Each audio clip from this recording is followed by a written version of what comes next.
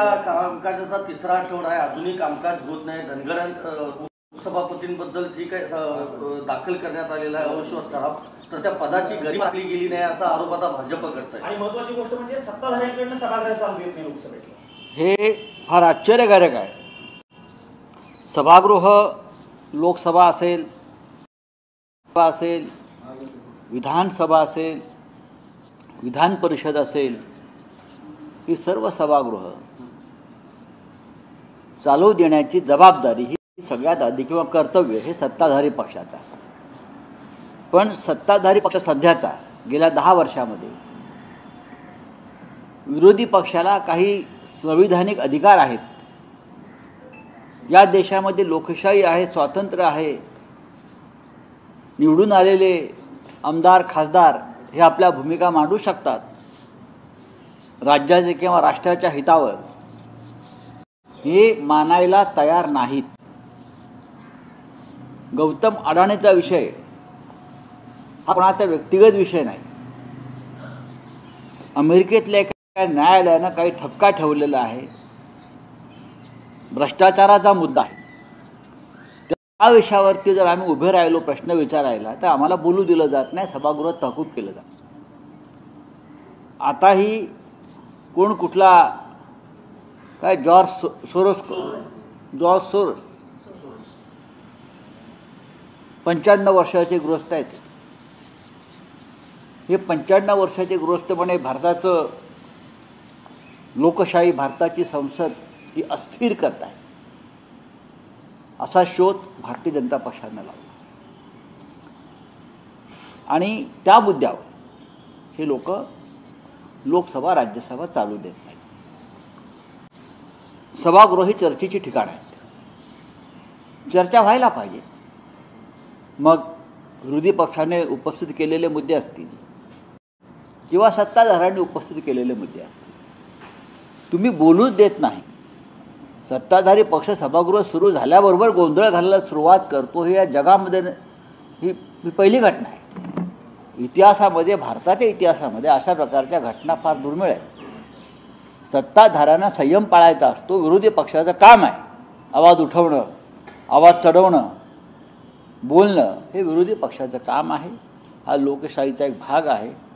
पण विरोधी पक्षाला बोलूच द्यायचं नाही, विरोधी पक्षाची अवहेलना करायची, विरोधी पक्ष नेत्याचा माईक बंद करायचा, ही कुठली लोकशाही, कुठली संविधानिक पद्धत? आता विषय राहिलेला आहे राज्यसभा चेअरमन यांच्या विरोधात जो अविश्वास ठराव आणला जातो आहे. गेले काही दिवस संविधानिक पदावर बसलेली ही व्यक्ती पक्षपातीपणे वागताना स्पष्ट दिसत आहे. त्यांचं काम आहे सभागृहामध्ये संयम आणि समतोल राखणं.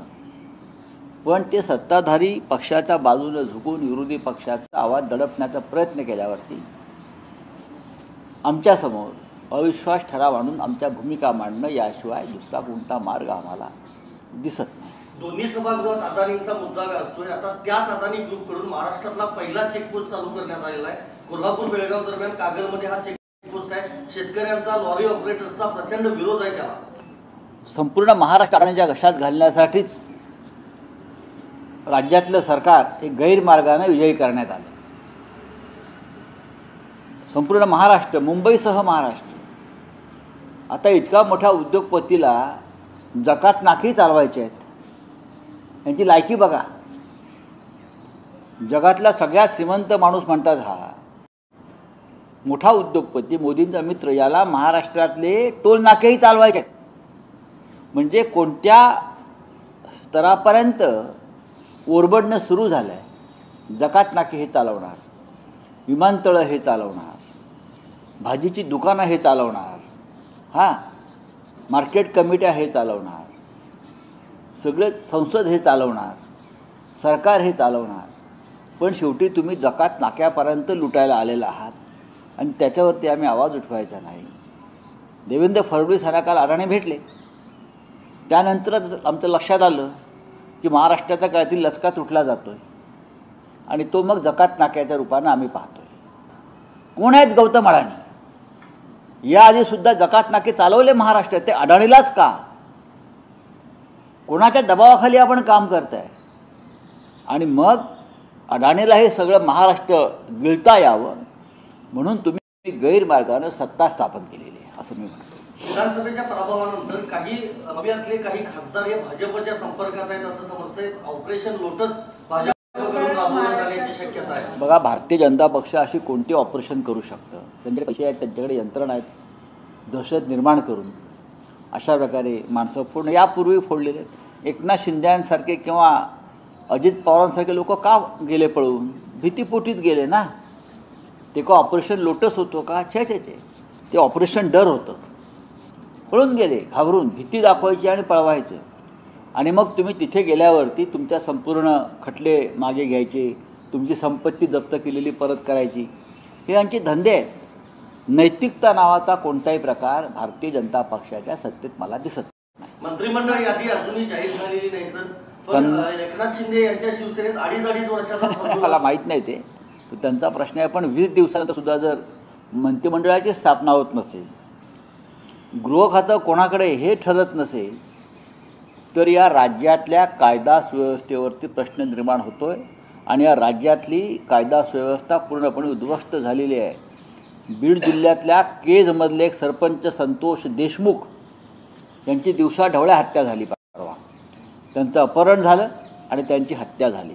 तुम्ही बीडचा विषय काढला. त्यानंतर पुण्यामध्ये मांजरीला हे आमदार योगेश टिळेकरांचे एक मामा आहे सतीश वाघ म्हणून, सकाळी मॉर्निंग वॉकला गेले, त्यांचं अपहरण केलं आणि त्यांचा मृतदेह सापडला. भारतीय जनता पक्षाचे अनेक आमदार आणि पडलेले जे आमदार आहेत ते ज्या पद्धतीनं धमक्या देत आहेत, ही भाषा गुंडांनासुद्धा शर्मेनं मान खाली घालणारी ही भाषा आहे. उचलून आणू, 12 वाजवू, अमुक करू. मार्कडवाडीमध्ये काल जाहीर बीडचा पण अध्यक्ष काढला. बीडचे खासदार बजरंग सोनवणेंनी गंभीर आरोप केलाय. इथली एसपी माझा फोन उचलत नाही, खरं आहे ते. मला रिस्पॉन्स करत नाही. खासदाराचा प्रश्न. मी बजरंग सोनवणे यांचं ते वक्तव्य ऐकलं आहे म्हणूनच मगाशी मी केजचा विषय काढला, संतोष देशमुखांचा. दिवसाढवळ्या जर सरपंचाचं अपहरण होत आहे, त्याची हत्या होते आहे, सतीश वाघसारख्या एका उद्योजकाला उचलून मारलं जात आहे सकाळी मॉर्निंग वॉकला, आणि खासदार जेव्हा फोन करतात तिकडल्या पोलीस प्रमुखांना आणि त्यांचा फोन उचलला जात नाही, ही अत्यंत गंभीर गोष्ट आहे. देवेंद्र फडणवीस यांना हे राज्य अशा प्रकारेच चालवायचं आहे का? हे त्याने एकदा स्पष्ट करावं. आम्ही त्या पद्धतीने त्यांना उत्तर देऊ.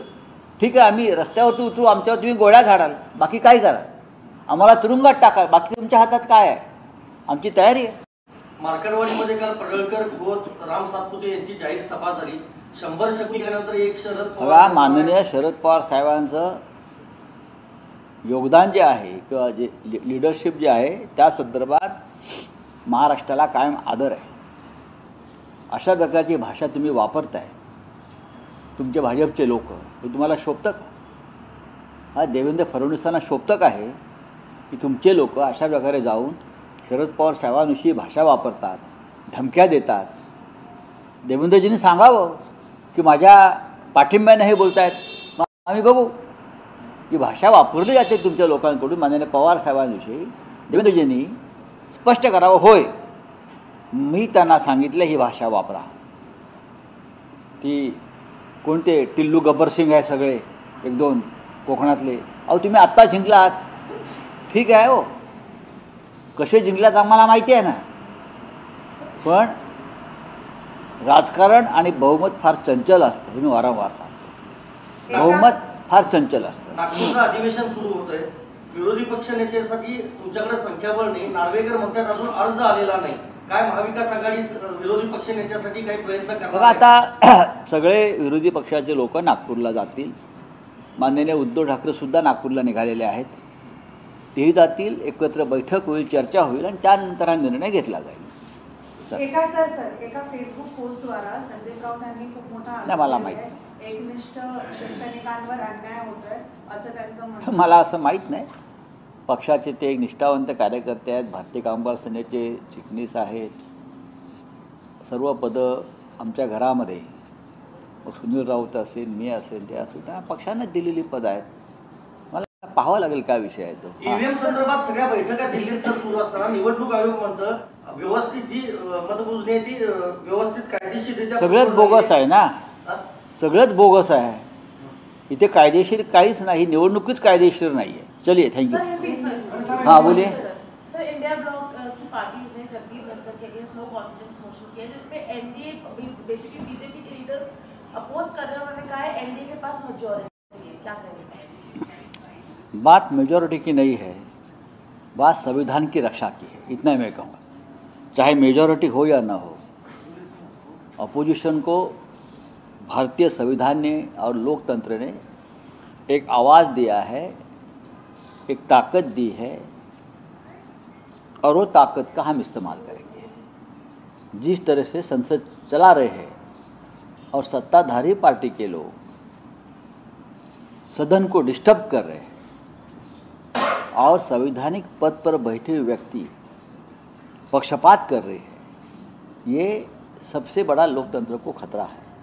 कोई हाईकोर्ट जज जाकर कुछ भी बात करता है धर्म के बारे में और पद पर बैठा ही व्यक्ति है संवैधानिक पद. हमारे राज्यसभा के चेयरमैन के बारे में भी यही बात चल रही है.